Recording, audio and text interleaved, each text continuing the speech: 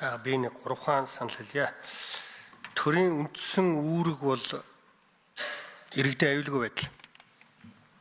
Уул уурхай авах ч гэдэм үү, эсвэл одоо мөнгөтэй болно гэсэн юм ярьсангүй шүү дээ. Иргэдийн аюулгүй байдал. Тэр дотор эдийн засгийн аюулгүй байдал, тусгаар тогтнолын аюулгүй байдал гэд зөндөө олон явж байгаа. Тэр дотор иргэд амрууга хийж байгаа энэ хүнс, хоол хүнс аюулгүй байх баталгааг төр өгдөг бас. Энэ ажлыг хийх гэж энэ хууль орж ирж байна гэж би ойлгож байна. Тэгэхээр хүнсний аюулгүй байдал гэдэг бол ямар ч хувийн компани том байгаад хажуудаа эрдэм шинжилгээний институт ажиллуулахгүй, дүгнэлт гаргахгүй, энийг судлахгүй, аль болохоор ашгаа нэмэхийг л бодно. Тэдний буруу биш.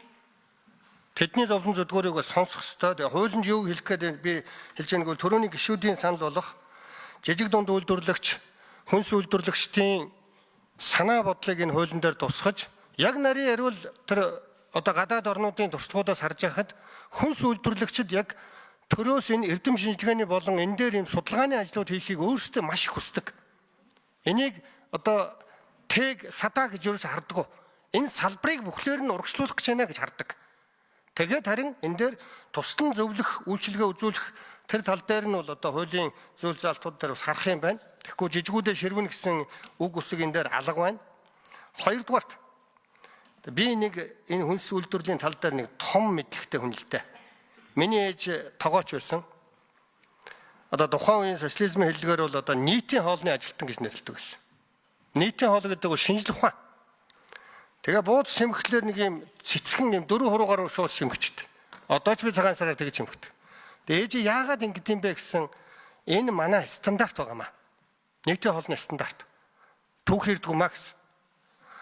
Тэгэхээр бууз шимхэхэд хүртэл юм стандарт байсан юм байна. Одоо энэ асуудлуудаа бас шин шатанд гарах цаг болцсон байна. Одоо бол энэ одоо сургуулийн хүүхдүүдийн идж байгаа тэр олон шансан пирожки гэдэг бол одоо хор юм шиг л над санагдаад айц төрдөг л доо. Тэгэхээр миний хэлэх гээд байгаа хоёр дахь санаа бол эрдэм шинжилгээний судалгааны энэ ажлууд дээр бол төр хариуцах ёстой. Энийг заавал хуульчилж оруулахаас өөр арга байхгүй. Харин энэ зүйл тэр хүнс үйлдвэрлэгчид хүнсний нийтийн хоолны энэ асуудал дээр яаж хууль хэрэгжих вэ? Баталгаа нь хаана вэ гэдгийг л онцгой анхаармаар байгаа юм. Миний одоо бас дэмжиж байгаа чухал хууль орж ирсэн байна. Энэ хуулийг бол дэмжиж байна.